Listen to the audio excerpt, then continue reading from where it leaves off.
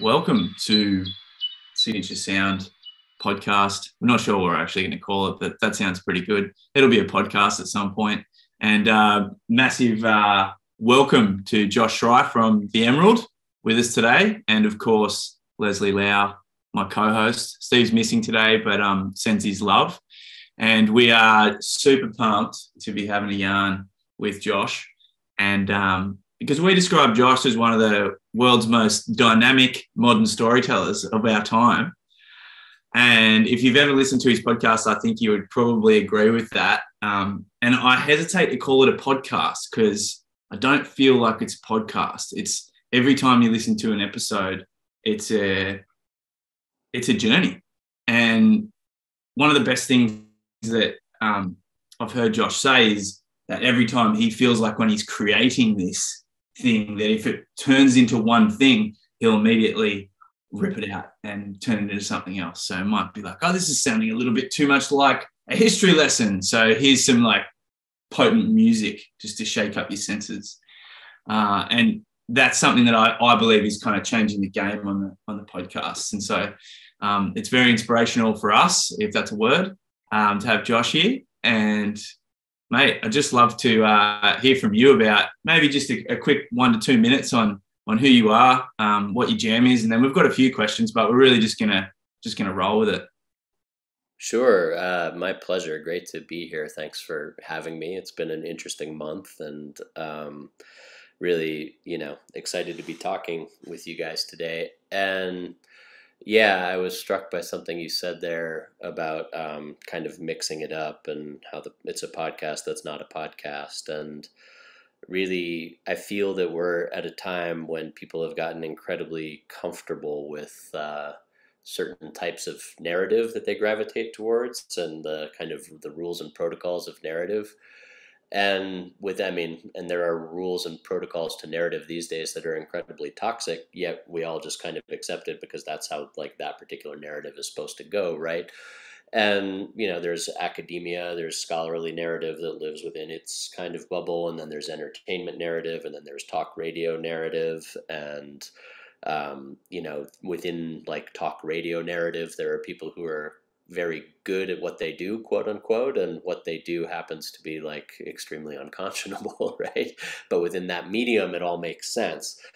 And what I'm really trying to do is, in a way, shake us out of those comfortable methods of narrative, right? Um, and in that way, the Emerald is a return to what I would call like the original heart of storytelling, in which around, the fire at night, the storyteller, uh, without the listener even really realizing what was happening, the storyteller like got their hooks in there and all of a sudden took them for a journey around the stars and disrupted things in a certain way so that the normal mode of consciousness, the normal way of seeing, the normal way of interacting in the world just suddenly wasn't there anymore. And we were on a journey. We were on a great journey instead. And there's a number of ways that I try to do this, and I do it through music on the podcast, like you're saying, and I do it sometimes through kind of establishing like an academic foundation, but then ripping that academic foundation totally open and taking us then on a poetic journey that nobody expected at that particular moment in the narrative, right? And those types of narrative disruptions for minds that are becoming kind of like formed and calcified around certain types of narrative, I think are incredibly important in our world today, because it's what in a world of media saturation, it's what shakes us awake. It's what keeps us awake. It's what keeps us really kind of swimming in the true purpose of narrative, which is experiential, right? Narrative, whether we admit it or not, like we're not really into narrative for the facts. We're into narrative for the experience. And gifted narrators, gifted storytellers, whether they're at Fox News or anywhere else, gifted storytellers know this, right? And we've forgotten it because we live in a world of ideas and concepts, and we think that we're in it for the facts, the ideas, the concepts, and really what we're in it for is the feeling. We want to be taken on a journey. We want consciousness to alter. We want to be taken somewhere where we feel in our bodies, the power and presence of the living story, right? So this work really is about acknowledging that and understanding that the way that story has worked for eons is through consciousness alteration, is through disrupting standard narratives, is through music and sound and invocation. And this is how we actually go places together. And when we go places together, we see things in a new way, and things actually get changed, and things actually get healed. Yeah. So that's not much about me, but it just led me to want to riff on that, what you were saying there.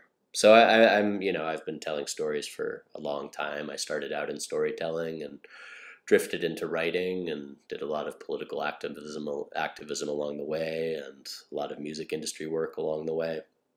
And then this podcast has been a way for me to rediscover the power of invocation, the power of oral storytelling, the power of sound, the power of music.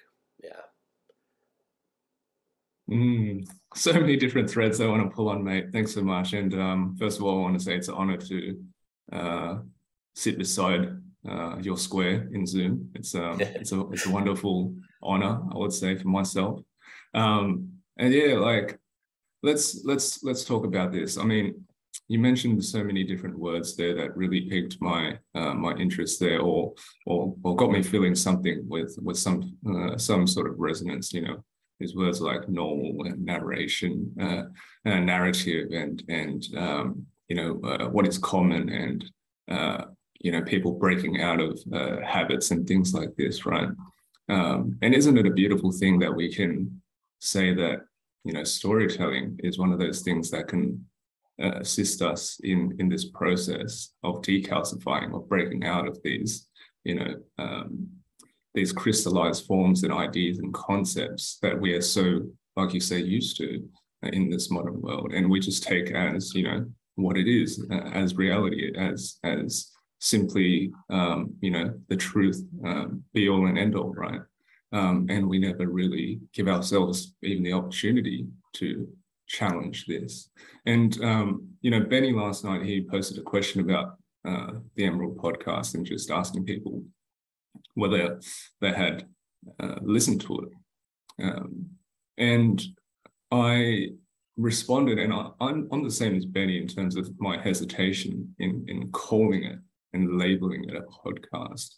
And I find that when I answer this question, and much like answering many other questions, I want to take the time to find the right words to describe what it is to me, right? So I said that it's almost like an immersive experience and journey, right, through the medium of podcasts. And this is why we say that, and we give you the praise of one of the most dynamic modern storytellers of our time, because you've adapted so much of, what we have access to, the platforms, the technology and things like this, and utilize this to, essentially leverage the skills of, the old time storytellers, like you say, around the fire, and try to recreate that. And if anyone has sat around fire and heard a story by a wonderful storyteller, there is no experience like it. There is honestly no experience like it. And it's one of those experiences that are so hard to really explain with words, simply capture it with words.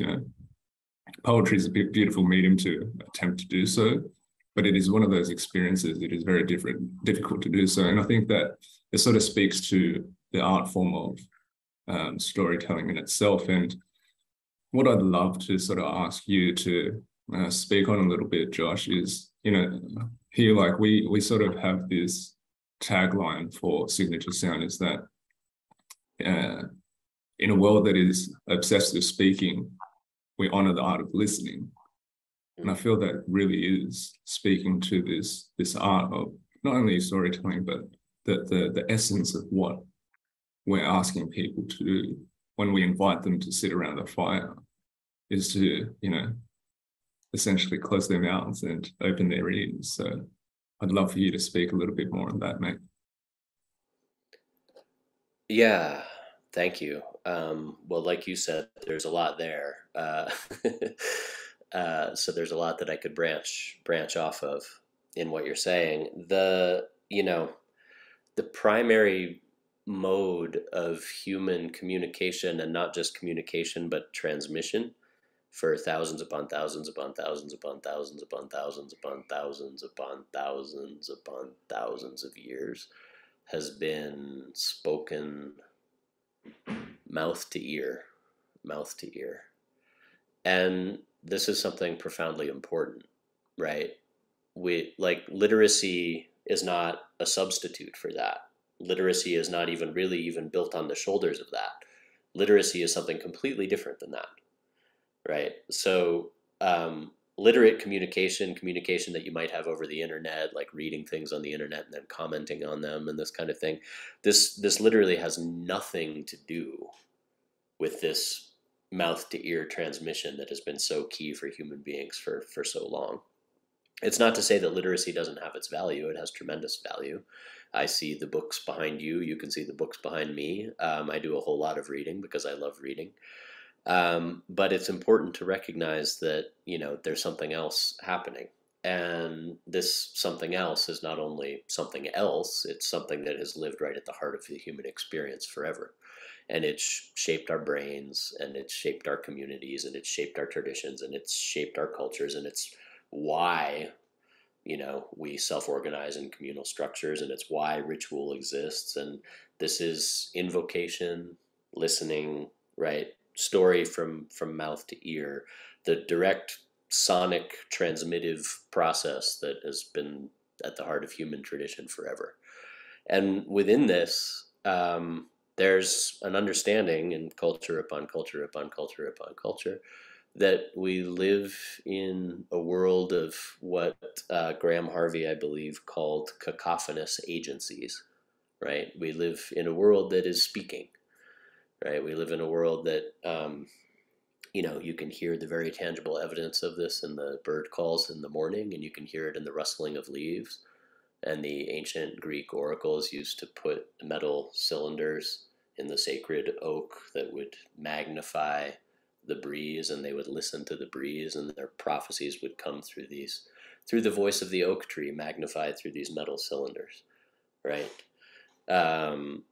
We can hear the sounds and songs and harmonics of creation all around us, but it takes some time to slow down and to listen.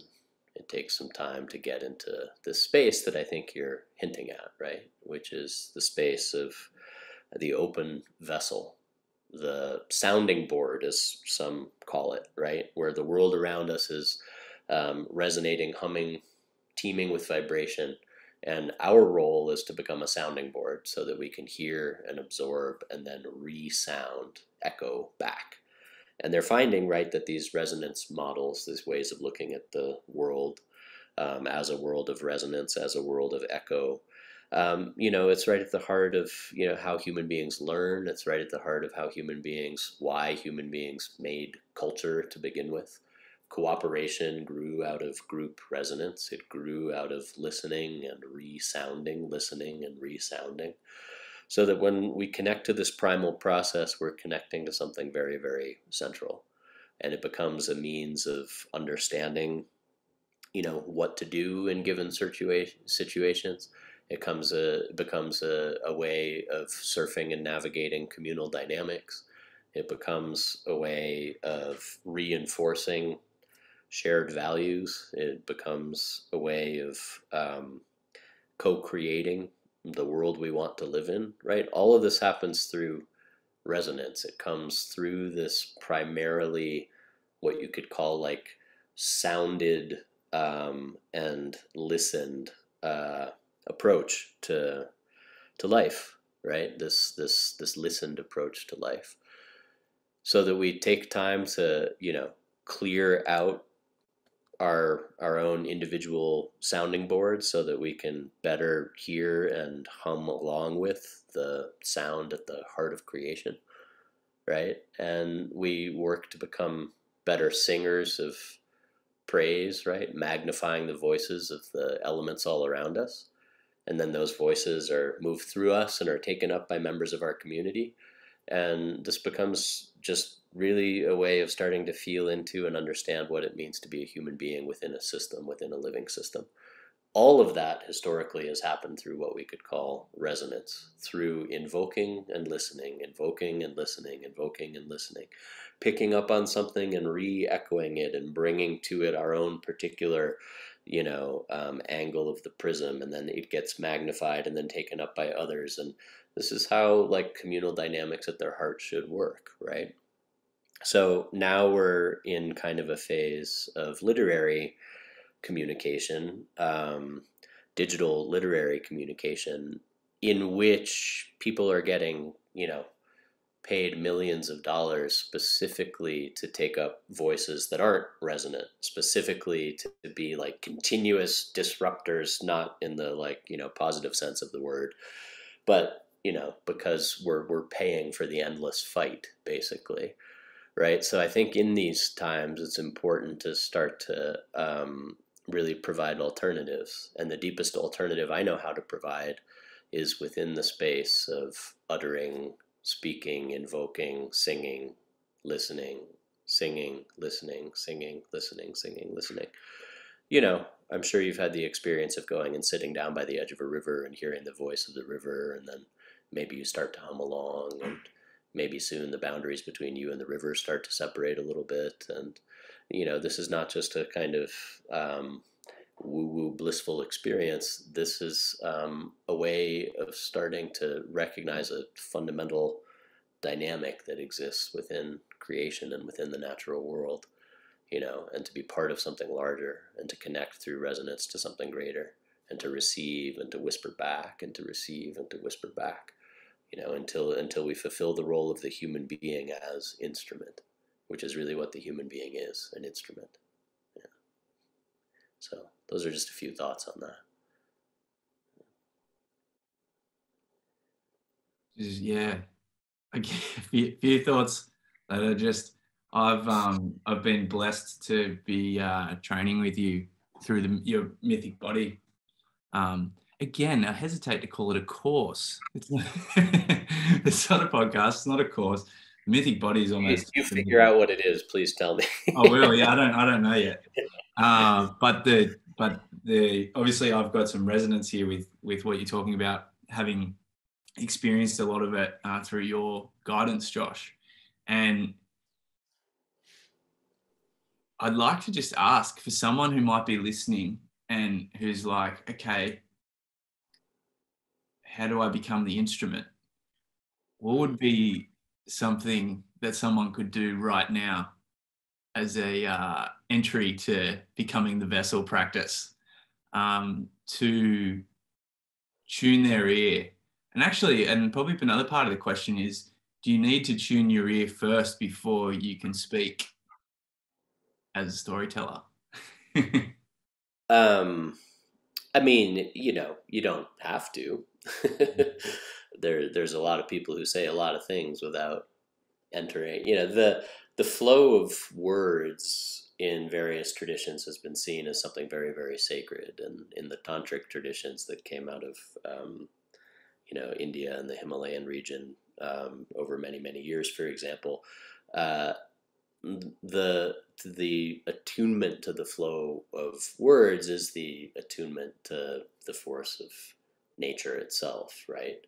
And so, the human being, when speaking a word, one can kind of just get caught up in the the energetics of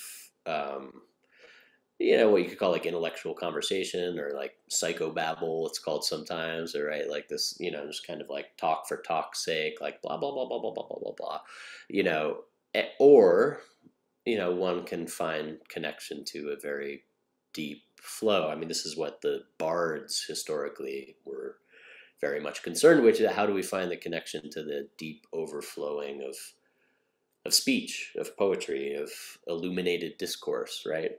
And to get there, right, to become an instrument, to become, someone who is able through their storytelling or whatever it is to receive and transmit and pass on, receive, transmit, pass on. Yes, it takes diligence and it takes work. Sometimes even just like having the intention can help a lot, though. Like, why am I entering this conversation, and what is it for? And is there space, within this space, say it's a group dialogue of some kind, like, can I attune myself to the dynamics at play a little bit more? And can I empty myself a bit so that when it comes time for me to speak, I'm not just like kind of cluttered with like an agenda of where I want this conversation to go and it has to follow this kind of very linear structure and this kind of thing? Or can I empty and connect and maybe help be an instrument within, this room of people? So there's many ways that people have historically sought, I should say, historically sought to become better attuned and better instruments. Silence is a really powerful way to begin, right? Shedding, sometimes it takes some like shedding, it takes some letting go, right? So that if we're operating at a certain pace and we're used to certain kinds of discourse and dialogue and our heads are really full, we're just kind of uttering like what's going on in our heads, there may be some time of retreat or some time of letting go where we don't really add anything to the conversation, where we just kind of, let be and allow. Sometimes that can be really important. There are various meditative techniques and various traditions to practice becoming more attuned to this great sound. The Tibetan saint Milarepa is always shown, or often shown, I should say, with his hand behind his ear, listening to the great hum of the universe, right? Orpheus, the Greek bard at the heart of this kind of discourse.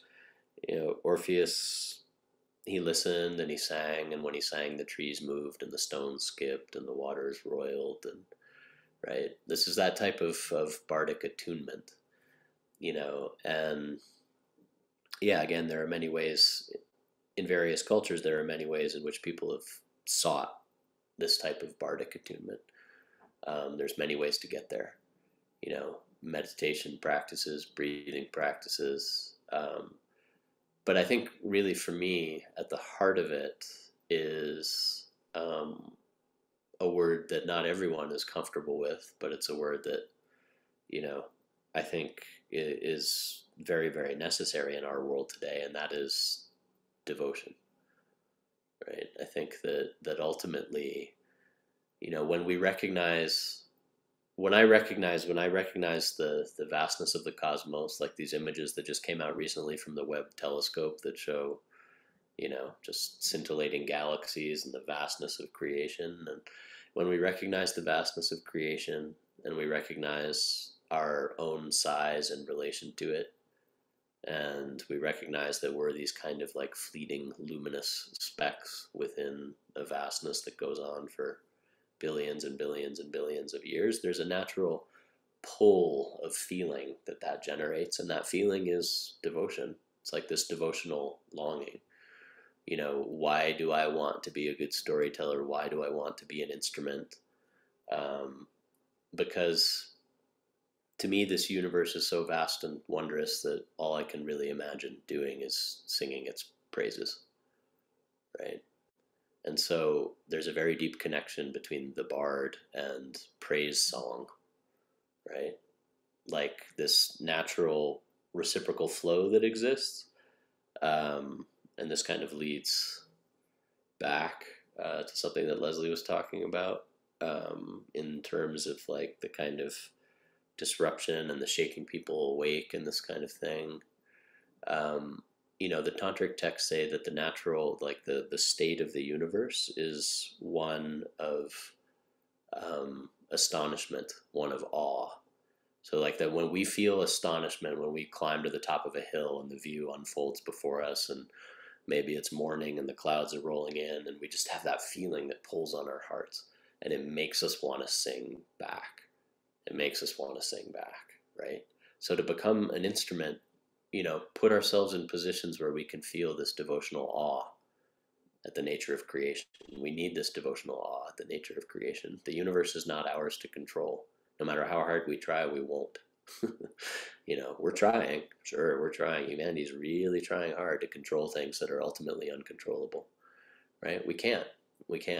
It's vast. It goes on without us, and it's so magnificent, right? That the feeling that it generates is this kind of astonishment, and it makes us want to sing back.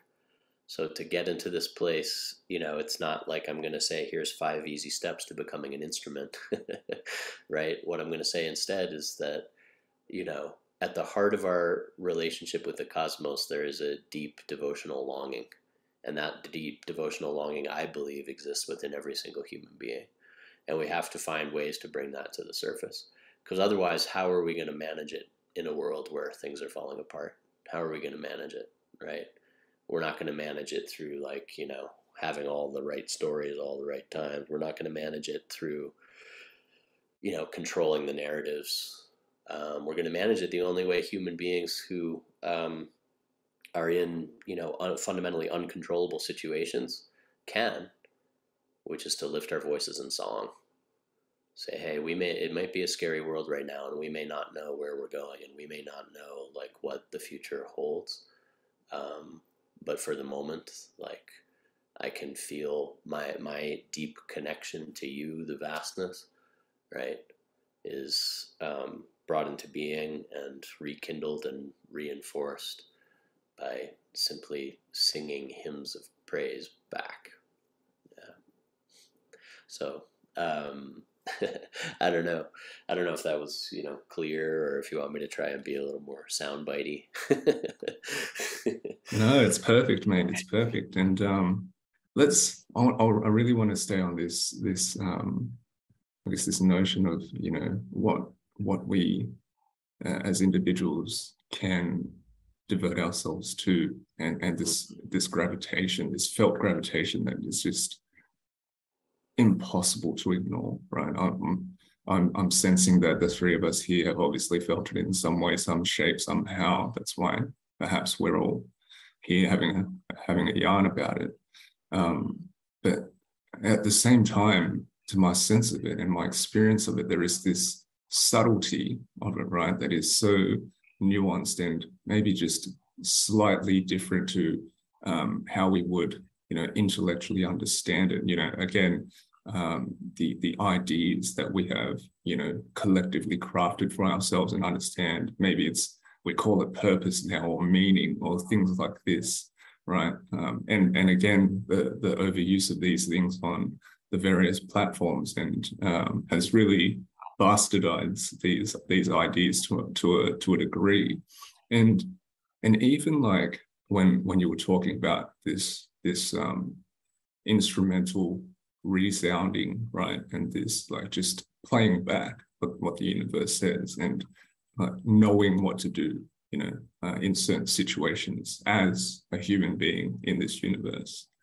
Some people listening, they might say, oh yeah, I've got how-to guides on how to navigate this world, I know what to do in certain situations. I've got books to tell me this.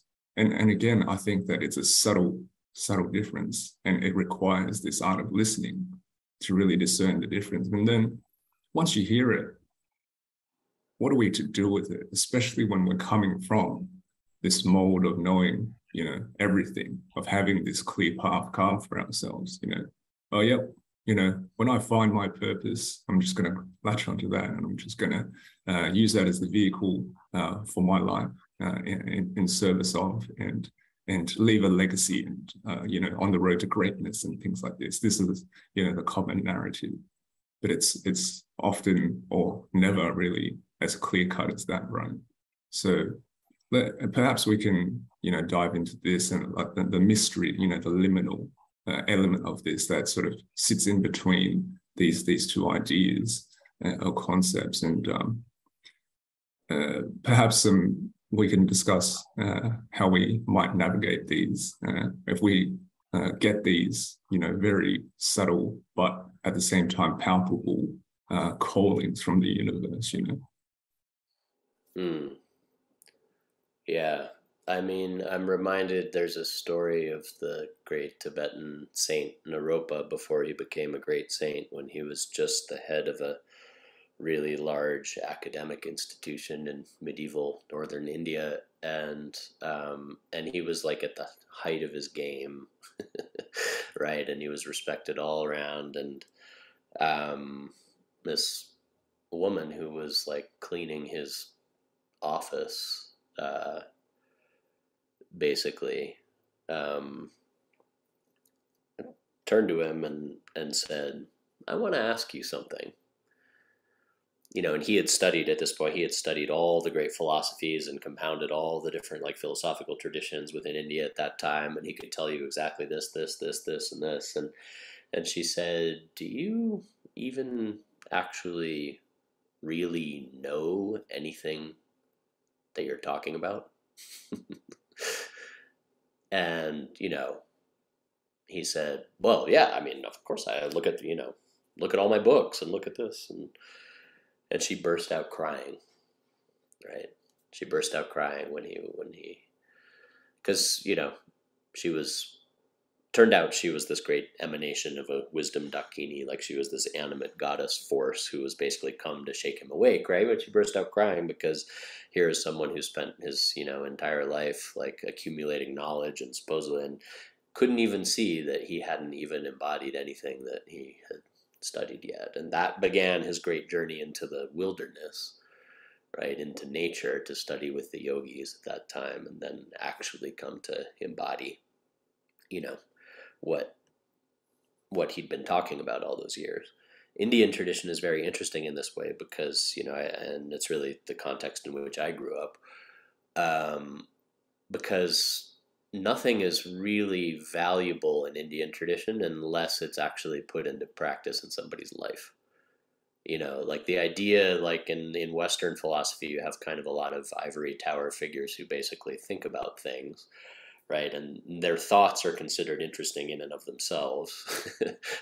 And in Indian tradition, it's not considered quite so interesting to just kind of have a viewpoint on something, unless that has actually been put into tangible practice in one's own life and one's own body.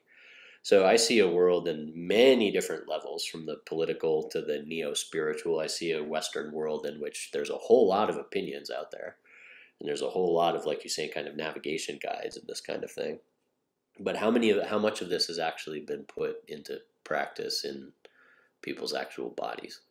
Like how much of it has actually been embodied? And, this is the number one way for a very long time that I've evaluated teachers that I want to study with. When I see teachers who are really, really deeply on a deep level embodying and walking the talk of what they're saying, then that gravitates, I gravitate towards that. It doesn't impress me much when people have really, even if they're incredibly well stated and beautiful opinions, even if they make like, oh, that one meme that we see that just kind of hits it, like, that's great. That means that person had like a fortunate moment, like with the meme gods, and were able to like, channel a little bit of truth for that moment. And that's wonderful. That's wonderful. That doesn't mean that this is a person that has actually embodied this thing. So the embodiment of the thing, the all the like doubt we're feeling, the loss we're feeling right now, the grief we're feeling over the loss of the world, all that wondering of where to go and everything like that. And we've got a lot of guidebooks pointing in a lot of different directions, like you're saying. And I think really ultimately what has to happen is that, these simple reflections that we gain through, seeking to become an instrument, that they actually start to inform our daily waking and walking lives in a real and tangible way. And one of the best metrics for this that I know of is community, right? And obviously that's a word that gets tossed around a lot too, right? But what I mean by that is like, in a world of kind of individual seekers, the modern world, in which there's been a great rupture from many types of tradition, right? You have people who, yes, they hear that sound at the heart of everything, and it tells them, I've got to go do this, and I got to go do that. But they don't really have like a community of accountability around them. So that can, what the voices that they hear could be telling them all kinds of different things. And, if they haven't really paused to listen and clean out the vessel, if they haven't really tuned the instrument yet, then that, or they're caught up in the whole, like, monetization for monetization's sake culture and everything like that. Like, you have people who could be advertising themselves as spiritual teachers like 2 days after having their first spiritual experience themselves, right? And this is, this is a problem. Like, this is a genuine problem in the modern neo-spiritual world. It's a problem. Like, oh, I had one psychedelic experience and now I'm facilitating psychedelic experiences for people. Well, you've had one psychedelic experience. That's not 1,000 hours. That's not 10,000 hours. When I first completed Ashtanga primary series, when I was practicing that lineage of yoga very diligently, my teacher said, "Good, now do it 10,000 more times, and then maybe we'll talk about what's next." That type of patience, that type of diligence, the diligence of the young acolyte who shows up at the, temple gates and waits outside in the rain. And then, the teacher says, sweep the floor for a year. And like, that's not very valued in our world right now, because everything is like immediate turnaround, immediate turnaround, immediate turnaround. And I understand, why we've needed to move away from like old lineage in certain ways, right? I understand where that impetus comes from, because some of the old lineages were doing some pretty cruddy things, right? But at the same time, how are we taking the time to actually prepare the vessel, the instrument? How are we taking time to actually let things steep in and embody? When we hear that, that voice, like when we hear that voice of creation, we hear that voice of nature speaking, what are the mechanisms through which we can tell whether that voice is leading us in a direction that's ultimately harmonious or not? What are the systems of accountability we have built up around us? How does this reflect in community? Like, things happen at a much slower pace. Like, there's different densities to the human being, right? And things don't soak into our bones for a long time. It takes a while for things to soak into our bones. And most discourse I find these days, what you could call kind of mercurial discourse, happens at the level of very rapid change, very fast. It happens at the pace of ideas. Like, this is the god Mercury, right? It happens at the pace of ideas and concepts. And ideas and concepts, and like I said, people get paid like millions of dollars to like have like really abrasive and disruptive ideas and concepts and that kind of thing. But what really matters is how it steeps into our marrow.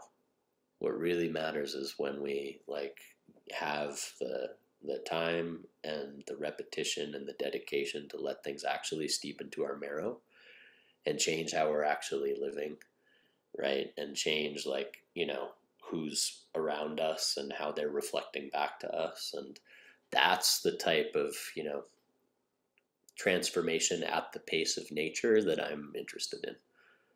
That's what I'm interested in seeing. So anyone can, take a heroic dose of entheogens and talk to God, or at least what they perceive to be God, right? The question is, can I change one thing about how I'm acting in the world? One thing. Like, one thing. You know what I mean? Right? And am I willing to look at that one thing that I'm doing that, I might not be even very aware of, but those around me certainly are, right? Can I go in and start to get at that one thing? Because there's the change we kind of institute on a societal level and on a communal level. There's legislation we can get passed. There's lots of ways to go around about creating change in the world. But the change that has to do with our own tissues, that has to do with our own bone marrow, that has to do with how we're walking through the world, it's the least comfortable type of change, right? And it's ultimately, I feel, the most necessary type of change. Yeah. So, that's a long spiraling way of talking about what it means to actually embody what we hear from the universe, embody what we heard in that ritual, what we felt in that ritual. Embodying it doesn't mean rushing out and becoming a teacher of it. Embodying it doesn't mean like turning around and posting about it, and because I posted about it, that means I embody it, right? That's not the same thing as embodying it. Embodying it, and you'll know, when you really, really meet the teachers who have taken the time to embody things, you'll know because you'll feel it, and you might not feel it the first day, you might not feel it the first week. It's not flashy all the time, but I've been fortunate in my life to study with some teachers who I felt and feel, really know what it is to embody what they're speaking about. And that for me is a great example. It's a great example of the kind of change that I'd like to see in myself, and therefore the kind of change I'd like to see in the world.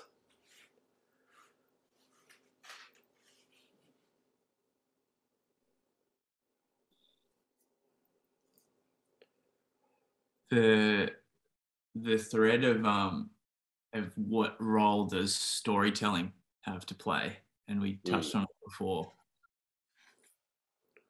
and the embodied storyteller. I'd like to just ask you about,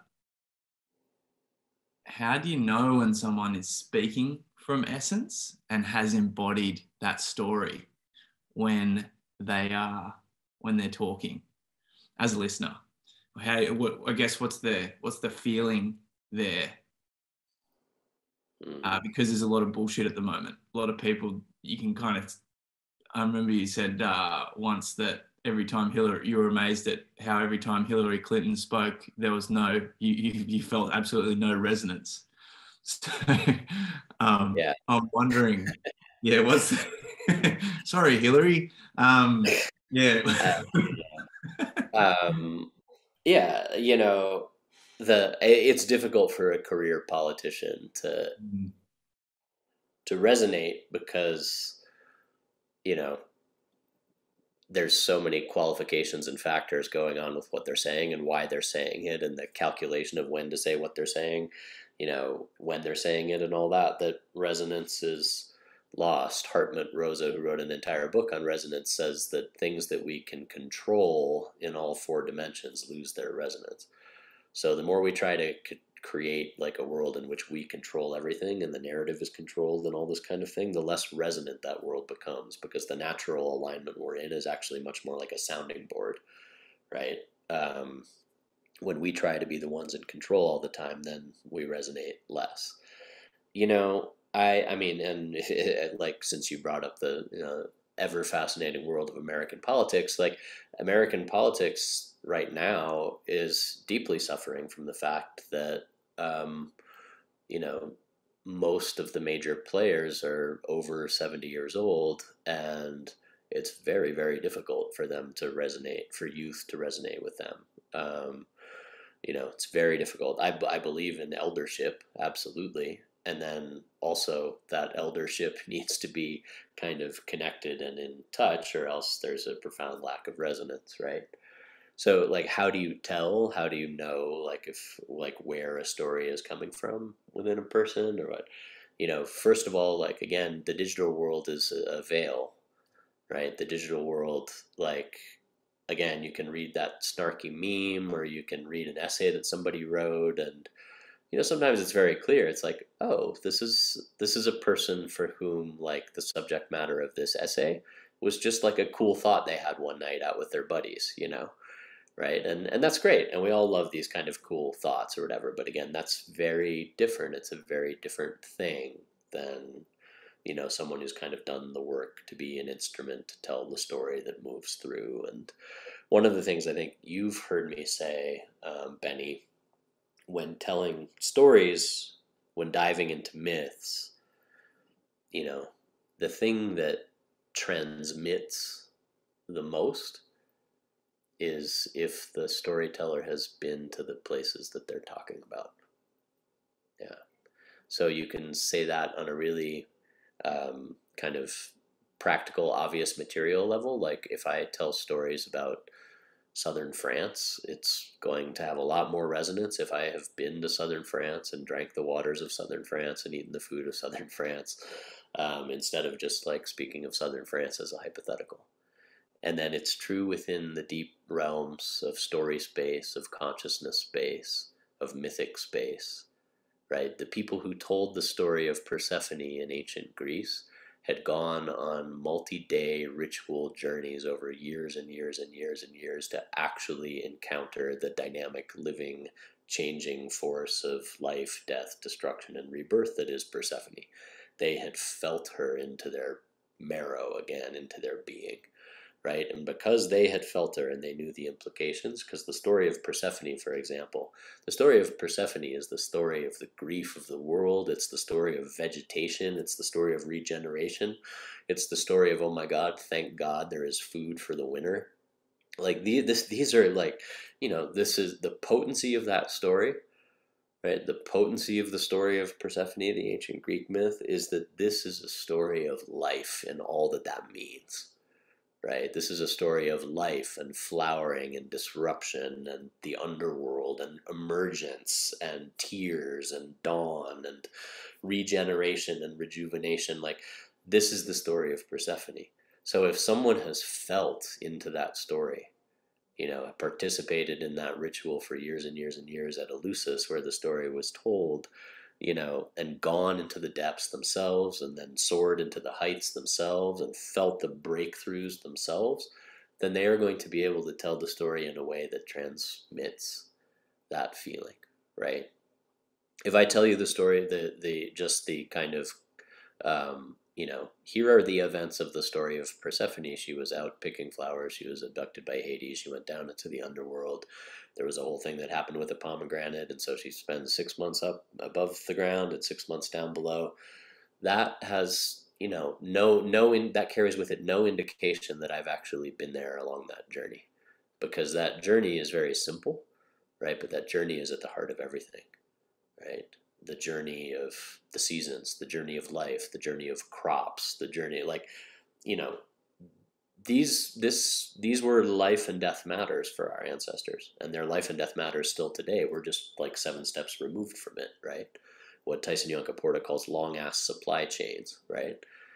We're very, very removed from it. And because we're removed from it, the idea that we could tell a story about food, for example, that would carry with it like all the emotional depth and take people through grief and take people through relief and take people through, we think we're so removed from the food cycle that that notion is difficult for us. So the story, springs to life in the mouth and skull of a storyteller who's actually been to the places that they're talking about. Not on an abstract level, not in a conceptual level, but they've actually gone for the journey. Semele, the story that I've told in one of the podcast episodes, the story of Semele, who longs to see the universe in its raw, naked form, longs to see what is at the heart of everything. Who are you, universe, if I were to remove your outer layer of clothes? Who are you? I think any kind of psychonaut or entheogenic explorer has longed to just like turn up the corner, right? Like to lift the curtain just a little bit and see into the heart of reality. That's the longing that drives Semele. And so Semele asks Zeus to reveal his true form to her. And when he does, it's like a million lightning bolts. Right? And she is fried to ashes because she can't handle the scope of everything that she's seen. But then you can also say that her former self is demolished and she is united then with the universe itself in that process, right? The want to see into the heart of things, like this is a visceral want. The want to journey into these deep spaces that I talk about quite a bit of conjunctive union with the universe, these deep trance spaces. Like this is a primal want, right? I want to see the world this way. I, want to have that experience of being obliterated and then seeing through things through the eyes of nature itself, right? So personally, then when I tell a story, I try to go there. I try to go there and I try to open up space so that people might be able to feel a little bit of it themselves, right? Now, that has to do with very kind of practical, what you could call storytelling techniques. You know, um, One lets go of oneself, one connects to the subject matter, one goes into the spaces that hopefully one has tread and seen many, many times. And then there's just things to feel out. If we're listening to the stories that are being told, and one of the things, traditional storytellers really don't talk about themselves very much. Like, traditional storytellers tell stories about the cosmic forces of the universe, right? And when you encounter storytellers who seem to be mostly interested in telling stories about themselves, whether those are like psychological stories or like examples of like what they've been through and like this kind of thing, I start to get a little bit wary when too much time gets put on the individual person. And, to me, Persephone is far more interesting. Semele is far more interesting, right? The goddess that lives at the heart of all of it, right? Kundalini in the Indian traditions is far more interesting, right? So let's talk about her. Let's sing her praises. Let's talk about, let's tell these stories. And then, if the stories become a way for a person to kind of reinforce themselves as like, profoundly special in the eyes of the universe, or like to put themselves up on any kind of pedestal, that's when the big like alarm bells go off. Right. I've been into the cave myself and I came back with powers, this type of thing. Like, and in their own way, there's a lot of storytellers who are doing that these days. A lot of media storytellers that are doing that. Hey, I have a hotter take on this than you do, and my hot take is, what's the lifespan of a hot take within the cosmos, right? I'm much more interested in celebrating the eternal rhythm of the world breath.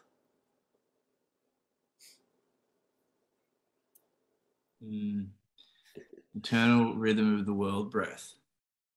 I'm gonna marinate on that one today. And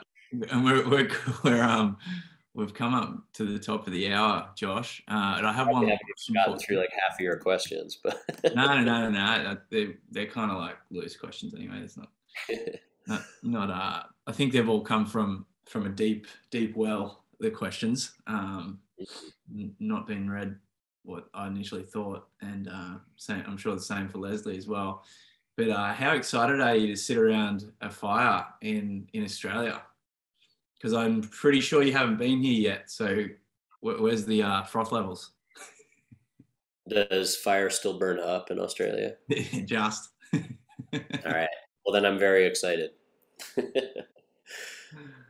I heard a story once of a Aboriginal fella who was invited to a conference, and it was in the Northern Hemisphere, and he took a flight up, and his plane landed at night, and he got out of the plane and he looked up and the stars were completely different, and he was like, I'm going back. And he got on the plane and went back. So yeah, no, I'm very excited. I'm very excited to see some different stars than I'm used to, and I'm really excited to connect with the land a bit down there. And I obviously know that there is a relationship with land and song and story there that is one of our oldest continuous unbroken relationships on the planet, and I'm excited in whatever small way to experience that. And yeah, so I'm super excited. I got COVID like not too long ago, and still kind of surfing my way out of that. And looking forward to getting fully past it and feeling clear and good, and sharing some stories together. Yeah. And I'm happy that the work of the podcast has been resonating so much with folks in Australia. It's interesting to me, and I'm interested in exploring why a little more. So, yeah. Awesome. Well, yeah, thanks again, mate, for spending the time with Leslie and I this morning, and thanks to you as well, Les, for jumping in and your wisdom and insights. As always. Mate, it was a pleasure and honor, honestly. Like I say, to sit beside the great Josh on a digital fire, at least. Like I say, I'm looking forward to sitting around physical fire with you, mate. It's going to be an absolute blessing. So yeah, thank you for joining us, mate. Awesome. Well, yeah, I'm looking forward to taking the digital fire into actual fire and seeing what yarns we can spin, as I've heard you say. Yeah. See you all soon. Thanks, mate. Catch you, mate. Thank you.